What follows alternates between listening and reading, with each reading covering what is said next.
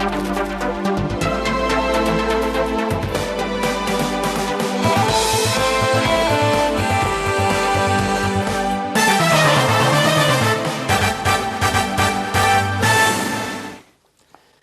أجلجل التلفزيون إرتراع عزوز سلامتنا تقبل زخبركم تعزبتنا كم يتوعلو نلومي حاموس 24 مسكرم فرق معلتن فرقان استلالو الزينة ومستندو حيزنا لكم كريمنا لنا نمكت لكم بخبر عدم الشام تولده بغنى تاتدما أفلم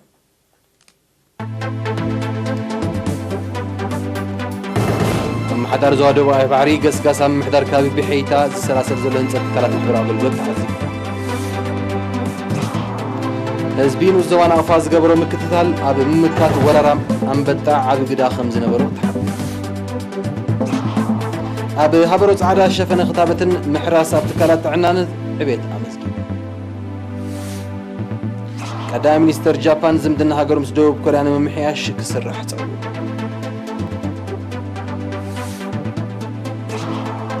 عالماو متن نقدي أقحو أب كلا عربعين كتشحن عسران بعصر تربط بعد نب سلستين كويس هواوي أمريكا بالعلي وجيراتو زلا نقداو محنقطات داق مقمت قبل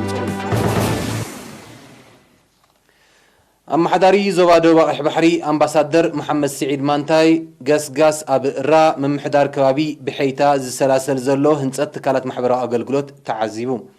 مترناف عدتات مسرت معبالة سلزخونة هزبي تساقماتو تقاليلو مسترهو كركب منتي فحز بلا عدتات محبرا أقلقلوتا بزرخبالو زغربا زتتصنعن كبابيتات كترنفا أمباسادر محمد سعيد الزخاخيروم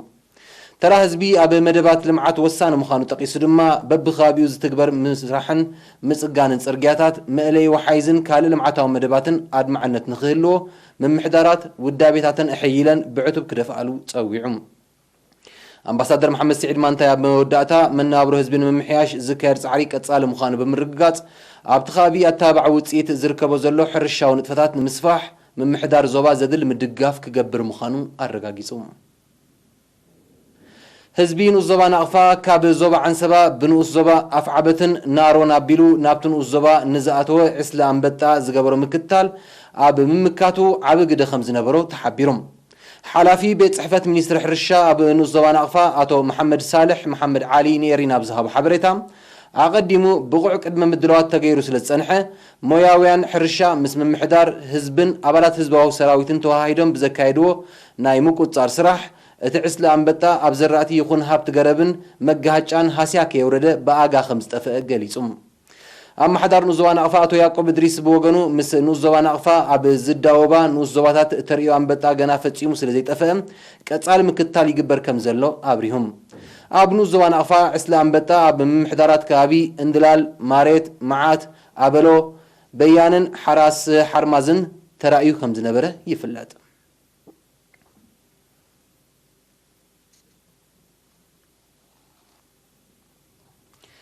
أب زوب عن سبا من محدار كابي هبروت عادات عنا حبرة السب نمو حاسك كايد بالسنحة قوساتن إنا معبلة بزمتة أقل قلوت عنان شافنا خطابة 9 ميتاويت أقل قلوت كنكن كدمن دحرن حرسي 9 ميتاويت محراس أب تكالات عنا دما 9 ميتاويت باتحم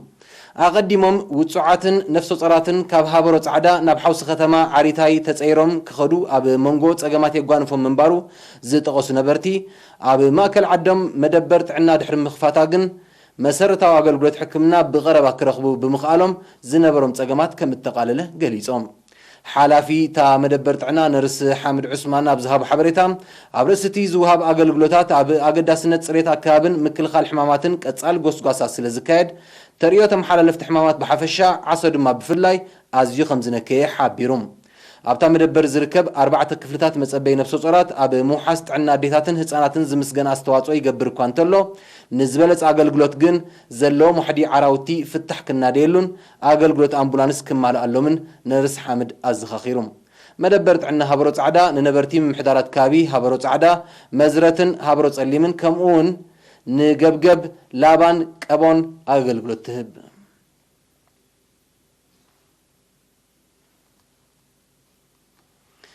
54 ኣባላት መኮንን ሓበሬታን ጎስጓስን ሚኒስትሪ ምክልኻል ብሞያታት መራኸቢ ብዙሃን 20 ኣባላት ሚኒስትሪ ዜና ድማ ብኣፀሓሕፋ ሓፂር ተኸታታሊ ጥዕናዊ ድራማ ዝወሰድዎ ስልጠናታት ዛዚሞም ተመሪቖም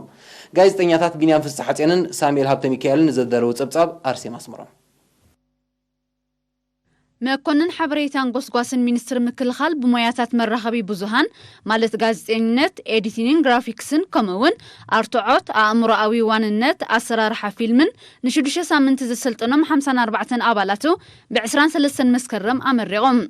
ኣብቲ ሓለቓ ጠቕላሊ ስታፍ ሓይልታት ምክልኻል ኤርትራ ጀነራል ፊሊጶስ ወልደ ዮሃንስ ዝተረኽበሉ ስነ ስርዓት እቲ ስልጠና ብምኩራት ኣባላት ሚኒስትሪ ዜናን ዕዱማት ዓበይቲ ሞያውያን መምህራንን ዝተዋህበ ምዃኑ ኣብ መኮንን ሓበሬታን ጎስጓስን ሚኒስትሪ ምክልኻል ሓላፊ ዜና ጎስጓስን ሓበሬታን ካፒቴን ፍስሐ ለምለም ገሊጾም ዕላማ ናይቲ ስልጠና ካብ ፈለማ 2021 ኣብ ቴሌቭዥን ኤርትራ ዝቐርብ ብሚኒስትሪ ምክልኻል ዝዳሎ መደብ ዋልታ ብቑዓት ሞያውያን ንምምልማል ምዃኑ ሓላፊ መኮንን ሓበሬታን ጎስጓስን ሚኒስትሪ ምክልኻል ኮሎኔል ሰሎሞን ስዩም ሓቢሮም ተመረቕቲ ብወገኖም እቲ ስልጠና ንዝጸንሑ መባእታዊ ፍልጠት ዘዕምቕን ኣፍልጦም ዘስፍሕን ምዃኑ ብምጥቃስ በብመድረኹ ቀጻልነት ክህልዎ ተላብዮም ኣብ መወዳእታ ሓለቓ ጠቕላሊ ስታፍ ሓይልታት ምክልኻል ኤርትራ ጀነራል ፊሊጶስ ወልደ ዮሃንስ ስራሕ ስነ ጥበብ ንዓለም ዝመርሕ ኣገዳሲ ሞያ ከም ዝኾነ ኣብ ሰውራ ኤርትራ ንዝነበሮ ጽልዋ ድሕሪ ምጥቃስ ሰልጠንቲ ንዝቐሰምዎ ፍልጠት ብንባብን ምልውዋጥ ተመክሮን ከማዕብልዎ ተላብዮም ሓይሊ ናይ ስነ ጥበበኛታት ወይ ሓይሊ ናይ ስነ ጥበብ ዕምቆቱ ክትዕቅኖ ኣይትኽእልኒ ኢኻ ብምንም ተኣምር ቅድሚ ሕጂ ተዓቀነን ድሕሪ ሕጂ እውን ዝዕቀን ኣይኮነን እቲ ዕምቆት ከምኡ ስለ ዝኾነ ከዓይና ሕጂ ነዚ ስነ ጥበብ ብዝለዓለ ደረጃ ክንደፍኦ ንፍትን ዘለና ስለዚ እንታይ እዩ ሕጂ እቲ ቀዳማይ ዕላማ ናይቲ ስነ ጥበብ መንእሰያትና እዚ ሕጂ ዘሎ መንእሰይ ወለዶ ከመይ ገይሩ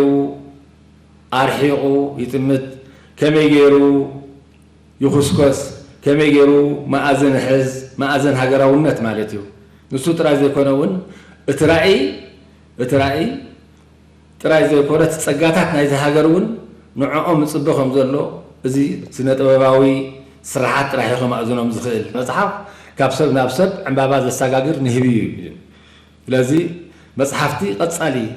መጽሐፍት እንድሕር ዘንብብ ኮይኑ ሓደ ስነ ጥበበኛታት ምስ ግብርና ወሃሃደ ናብ ዝለዓለ ደረጃ ክደፍእ ይኽእል እዩ መጽሓፍቲ ምስ ኣንበበ ነቲ ተምሃሮ ናብ ግብሪ ክትርጉም ከለኻ ኣበይ ዝኸይድ ኣብ ውሽጢ እቲ ሕብረተሰብ ክፈልጥ ኣለዎ እዚ ከምዚ ኢሉ እንከሎ ካብ ዝተፈላለየ ክፍልታትን ጨናፍርን ሚኒስትሪ ዜና ዝተዋፅኡ 8 ደቂ ኣንስትዮ ዝርከቦም 20 ጋዜጠኛታት ኣብ ኣፀሓሕፋ ሓፂር ተኸታታሊ ጥዕናዊ ድራማ ዘተኮረ ስልጠና ቀሲሞም እቲ ብምትሕብባር ሚኒስትርታት ዜናን ጥዕናን ዝተወደበ ስልጠና ኣብ መፅሓፍ ክልተኣዊ ምብህሃል ምጥቃም ተወሳኺ ድምፅታት ቅርፅን መስርሕን ሓፂር ድራማ ከምኡውን ሜላታት ኣተኣላልያ ጽሑፍን ኣብ ማዕባብላ ዛንታን ዘጠቓለለ እዩ ነይሮም ነቲ ስልጠና ክህብ ዝቐነየ ኣብ ባህላዊ ጉዳያት ግደፍ ክኢላ ቲያትርን ፊልምን ስነ ጥበባዊ ኤፍሬም ካሕሳይ ኣብ ዝሃቦ ቃል እቲ ዕላማ ኣድማዕዮ ብመሳጢ ኣገባብ ምድላው ምዃኑ ብምጥቃስ ኣብ ምምዕባል ዓቕሚ ሰልጠንቲ ኣስተዋፅኦ ከም ዝህልዎ ገሊፆም ወደብቲ ናይቲ መደብ ኣብ ዘስምዕዎ ሓፂር ቃል እቲ መባእታዊ ክልተ ሓሳባዊ ስልጠና ጥበብ ዝተሓወሶ ሓፂር ድራማታት ንምስራሕ መሰረት ዘትሕዝ ምዃኑ ድሕሪ ምብራህ ሰልጠንቲ ኣብ ግብራዊ ስራሕ ክምርሕሉን ከንፀባርቕዎን ኣዘኻኺሮም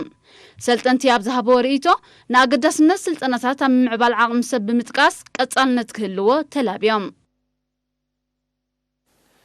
ብ14 መስከረም ኣብ ንኡስ ዞባ ፎርቶ ሳዋ ዝሃረመ ንፋስን በረድን ዝተሓወሶ ብርቱዕ ዝናብ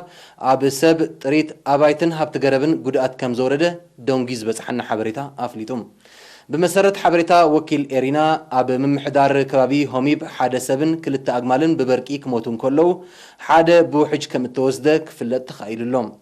بزي كازي أب حوس ختما فورتو معسكر سوا هميبن فدادبن أستات شدش تميتي عبيت أقرب كم زودغو أب هميبن جرجرن دما 8 أقوادون كأزربيت تمرتي هميبن كم زفرسو اتحبرتا أنا تسيرم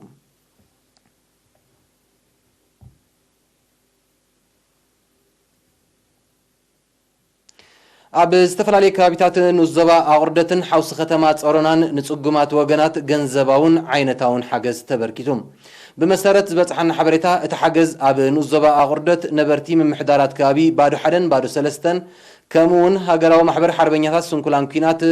ዘበርከትዎ ኮይኑ ብድምር 70.5 ኩንታል እኽልን 7455 ናቕፋን ከም ዘጠቓልል ተፈሊጡ ኣብ ሓውሲ ከተማ ጾሮና ድማ ብምትሕባር ምምሕዳር ንኡስ ዞባ ጾሮናን ማሕበር ደናግል ኣርሰለኒ ጾሮናን ካቶሊካዊት ቤተክርስትያን ሰበኻ ሰገነይትን ንሚእቲ ጽጉማትን ስንኩላንን ዝውዕል 60 ኩንታል እኽሊ 2 ኩንታል ዓደስን 125 ሊትሮ ዘይትን ሓገዝ ተዓዲሎም ድሕሪ ዝሓፀር መሰጋገሪት ኣህጉራዊ ዜና ሒዘ ክምለሰኩም እየ ምክታል ክቅፅሉ ደጊመ ብክብሪ ዕድም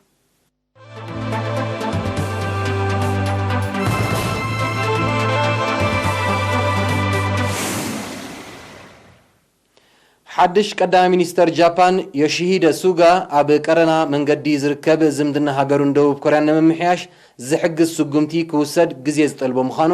ሎሚ 24 መስከረም ምስ ፕሬዚደንት ደቡብ ኮርያ ሙን ጃኢን ኣብ ዘካየዱ ናይ ቴሌፎን ርክብ ገሊጹሉ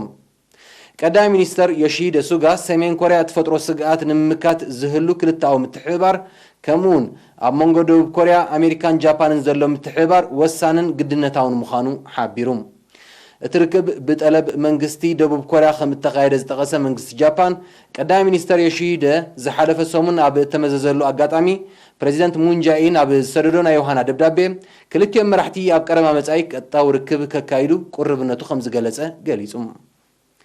ዝምድና ናይዘን ዝለዓለ ቁጠባ ኣህጉር ኤስያ ዝውንና ጃፓንን ደቡብ ኮርያን ብሰንኪ መግዛእታዊ ሓድግታትን ንግዳዊ ዘይምርድዳእን ኣብ ቀረና መንገዲ ከም ዝርከብ ይሕበር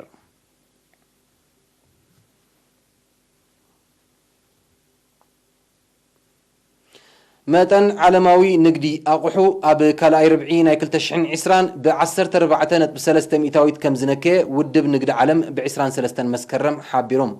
ብመሰረት ጸብጻባት ውድብ መጠን ሸቐጥ ኣቑሑ ኣብ ሃገራት ኤውሮጳ ብ21 ሚእታዊት ኣብ ሃገራት ደቡብ ኣሜሪካ ድማ ብ20 ሚእታዊት ከም ዝጎደለ ብምጥቃስ ኣብተን ብሰንኪ ለብዒ ኮሮና ቫይረስ ንዝተሃስየ ቁጠበአን ንምብርባር ስጉምታት ክወስዳ ጀሚረን ዘለዋ ሃገራት ኤስያ ድማ ብ7 ሚእታዊት ከም ዝነከየ ኣረዲዮም ቀንዲ ጠንቂ ናይዚ ምንቁልቋል ለበዳ ኮሮና ቫይረስ ንምቁጻር ዝተወስደ ተረርቲ ስጉምታት ምዃኑ ውድብ ንግዲ ዓለም ዝሕብር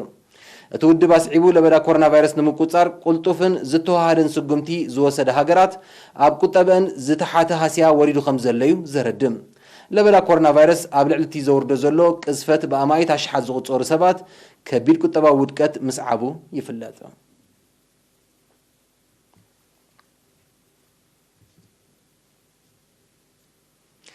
ቻይናዊ ኩባንያ ቴክኖሎጂ መራኸቢታት ህዋዌ ኣሜሪካ ኣብ ልዕሊኡ ጌራቶ ዘላ ንግዳዊ ማሕንቆታት ዳግመ ግምት ክትገብረሉ ብ23 መስከረም ጸዊዑ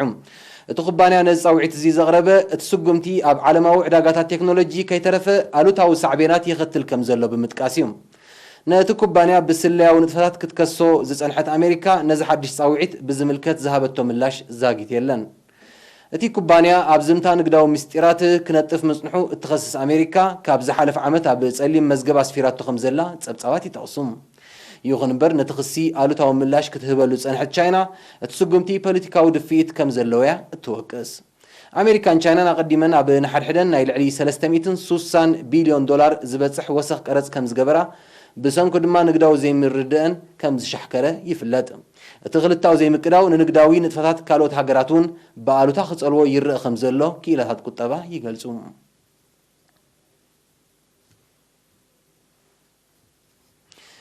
ኢራን ወተሃደራዊ መዓላ ከም ዘገልግላ ዝገለጸተን 188 ሓደስቲ ሰብ ኣልቦ ነፈርቲ ናብ መሳርዕ ምክልኻላ ከም ዝጸንበረት ኣፍሊጣ ገለ ካብተን ነፈርቲ ኣብ ጽፍሒ ማይ ዝንቀሳቐሳ ክኾና እንከለዋ ገለ ድማ ሚሳይል ክዋደደለን ከም ዝኽእል ሰብ መዚ ምክልኻል ኢራን ገሊጾም እዘን ብውሽጣዊ ዓቕሚ ኢራን ዝማዕበላ ሓደስቲ ሰብ ኣልቦ ነፈርቲ ብፍላይ ኣብ ማያዊ ኣካላት ኣብ ዝካየድ ስለያዊ ንጥፈታት ልዑል ብቕዓት ከም ዘለዎን እቶም ሰበስልጣን ገሊጾም ኢራን ኣብ ወሽመጥ ዓረብ ንዝግበር ዘሎ ወተሃደራዊ ንጥፈታት ሓያላን ሃገራት ንምግታእ ወተሃደራዊ ዓቕማ ንምዕባል ትሰርሕ ከም ዘላ ክትገልጽ ጸኒሓ እያ ሃገራት ምዕራብ በቲ ማያዊ ኣካል ንዝካየድ ንግዳዊ ንጥፈታት ውሑስ ንምግባር ዝሕግዝ ልፍንታ ወተሃደራዊ ሓይሊ ከም ዘቆማ ይዝከር ይኹን እምበር እቲ ወተሃደራዊ ልፍንቲ ኣብ ልዕሊ ኢራን ጸቕጥን ምፍጣር ክኸውን ከም ዝኽእል ወተሃደራውያን ተንተንቲ እምቱ ኢራን ኣብ ዝሓለፈ ዓመት ኣብ ከባቢ ክልል ኣየር ወሽመጥ ህርሙዝ ሰብ ኣልቦ ነፋሪት ኣሜሪካ ሃሪማ ድሕሪ ምውዳቓ ኣሜሪካ ኣብቲ ከባቢ እትገብሮ ምንቅስቓስ ከም ዘሐየለቶ ነቲ ኩነታት ብቐረባ ዝከታተሉ ወገናት ይገልጹ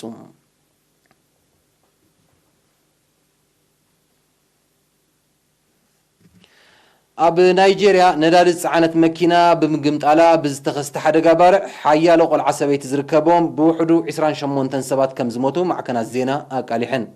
በቲ ትማሊ 23 መስከረም ንከተማ ሎኮጃ ምስ ከተማ አቡጃ ኣብ ዘራኽብ ቀንዲ ጽርግያ ዘጋጠመ ሓደጋ ሓያሎ ከቢድ መቕሰልቲ ዘጋጠሞም ብምህላዎም ቁጽሪ ግዳያት ክዛይድ ከም ዝኽእል ተኣሚቱሎም بمسارات أفناو تصبصبات بوليس ترافيك نيجيريا تعباي نايت عنت مكينة مسمر سحيتا بأنصار مسمر مزقو عزاز نبرا مكاين تجاج أخم التقلبتت كلهم قديات دما بت مسمر بزقو عزاز نبرا عسرتنا أشتو مكاين زنبرو مخانم تحبيرهم بريزيدنت محمد بوهاري نتحرق عمل كيتو أبزوز مجلسي نستدرا قديات صنعت دحر مناي كم زز بلت خطات الحرقاتات نتأمل نت هزبي عبد حنت مسمرات موقع عزيات سألي وخمس اللو بمتكاس مفتحي كركبلو تأزاز أم حلالي في اللوم فدرالو بيت صحفته من رجاز دحنا ترافيك نيجيريا بوغنو تمساسل حرقاتات زيت دليل قصفت هيوت يسعب كم زلو بمتكاس نمو قصارو عتوبن زتو هادن سقمتي كم زوسد حبيروم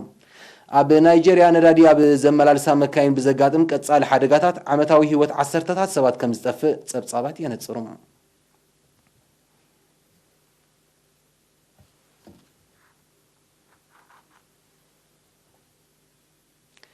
أبزغنيات زياب دسيت تازمانيا ناي أستراليا كاب زتقفعو لعلي 500 عساتات نباري اتوم أستات 380 كم زموتو مع كنازينا أقاليحن نتوم عساتات بهيوت نمدحان بزتخايدة صعوق سرح أستات 5 راي بهيوت كسرو 5 خاليو زقل الزلم اتي كستات اب أستراليا قديمو كاب زقات متمساسالي تريو اتزغف مخانو أكابياوي صبصاباتي تقصوم زاغيت تنقت خستات زيت كم زيت نتصره منغست أستراليا حبيرو لهم اب شحن 996 اب معرباو كفال أستراليا لعلي 320 عساتات نباري تقفيعهم كم ترخبو صبصاباتي تقصوم بكل أكاب حفشا ما يو أكالات دما بفلاي تنق موت بزحات هيوتاوان يخون كم زلو يقلزيهم